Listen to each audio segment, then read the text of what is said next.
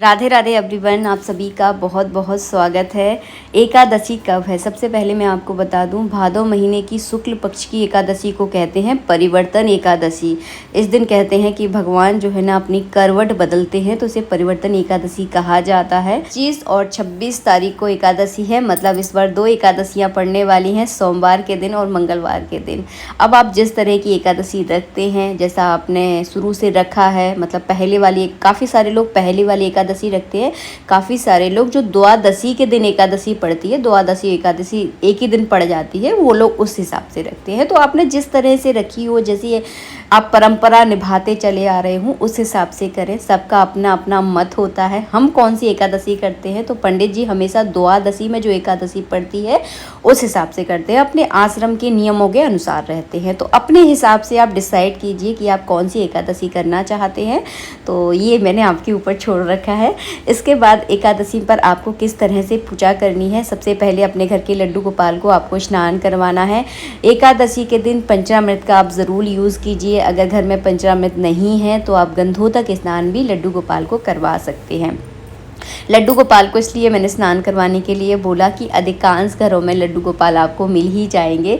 भगवान विष्णु के वामन रूप का इस दिन, आज के दिन पूजन किया जाता है। एकादशी को वामन एकादशी के रूप में भी जाना जाता है, तो काफ़ी सारे लोग इसे वामन एकादशी भी कहते हैं। भगवान विष्णु ने वामन भगवान का रूप धारण किया था और 3 पग में अपनी पूरा जो है ना ब्रह्मांड को नाप लिया था।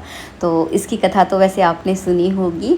तो आज के दिन किसी को भी मन चाहा दान नहीं देना चाहिए। हमेशा अपनी श्रद्धा के अनुसार दान दें। कोई अगर अपना मन चाहा दान मांगे तो उसको नहीं देना चाहिए, इस बात का आपको ध्यान रखना है। और दान पुण्य वैसे भी अपनी श्रद्धा के अनुसार किया जाता है। यहाँ पर मैंने भगवान का पूजन कर लिया है। चंदन और तिली चढ़ाई जाती है आज के दिन। काले तिल हो तो काले तिलों का भी आप प्रयोग कर सकते हैं, अगर सफ़ेद तिल हो तो सफ़ेद तिलों का भी आप प्रयोग कर सकते हैं। तिल चढ़ा दिए हैं, पुष्प चढ़ा दीजिए, माला लेकर आए हैं तो भगवान पर माला अर्पित कीजिए।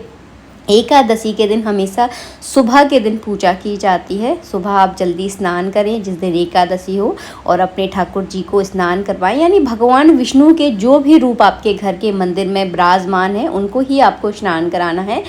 और उसके बाद जो है ना उन्हें बढ़िया से पीले कलर के अगर वस्त्र हों तो एकादशी के दिन आप पीले कलर के वस्त्र भगवान को ज़रूर अर्पित करें, क्योंकि पीला कलर भगवान को बहुत प्रिय है और तिथियों में एकादशी सबसे ज़्यादा उन्हें प्रिय है। इसके बाद हमने जनेऊ भी जो है ना तस्वीर के ऊपर अर्पित कर दिया है। इस एकादशी में खीरा का जो है ना भोग लगाया जाता है। तो खीरा इस सीज़न में बहुत आते हैं, मतलब भादों के महीने में जितने भी व्रत पड़ते हैं, ज़्यादातर सभी व्रतों में खीरा ही चढ़ाया जाता है।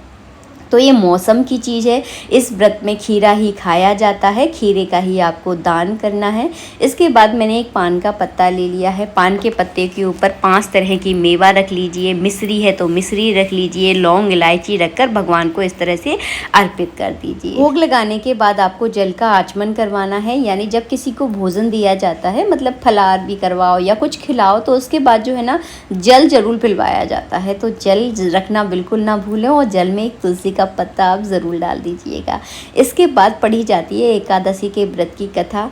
थोड़ी सी तिली, एक पुष्प और कुछ दक्षिणा लेकर हमेशा कथा पढ़ी जाती है। कुछ भी ना हो तो थोड़ी सी तिली लेकर हाथ में आप कथा पढ़ें। कभी भी खाली हाथ कथा नहीं पढ़ी जाती।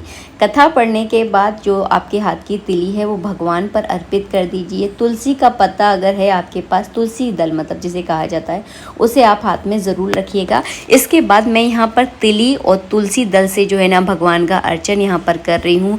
एकादशी के दिन अगर आप तुलसी और तिली से अगर भगवान का अर्चन करते हैं तो इससे भगवान विष्णु बहुत जल्दी प्रसन्न हो जाते हैं।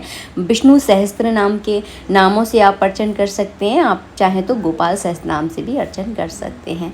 तो इस तरह से ज़रूर कीजिए, बहुत ज़्यादा मतलब फलदायी रहता है। ये एक ऐसा उपाय है जो कि बहुत ज़्यादा कारगर इसे माना जाता है।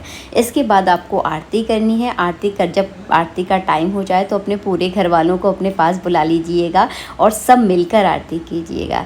देखिए, व्रत हर कोई नहीं कर पाता है, लेकिन पूजा में हमें सबको सम्मिलित करना चाहिए। इसके बाद हमने जल का अर्घ्य दे दिया है। जल के अर्घ देने के बाद जो जल के छींटे होते हैं पूरे घर के ऊपर आपको छिड़कना है, ताकि घर का जो पूरा माहौल हो वो भगवान की भक्ति से जो है ना भर जाए। इस तरह से जो है ना आपको एकादशी पर पूजा करनी है। आशा करती हूँ वीडियो आपको अच्छा लगा होगा।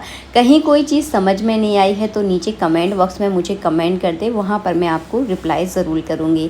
इस व्रत में खीरा का ही दान किया जाता है, खीरा को ही खाया जाता है। परिवर्तन एकादशी यानी वामन एकादशी में कभी भी किसी को भी मन चाहा दान नहीं दिया जाता। हमेशा श्रद्धा के अनुसार आपको दान देना है, इस बात का ज़रूर ध्यान रखें।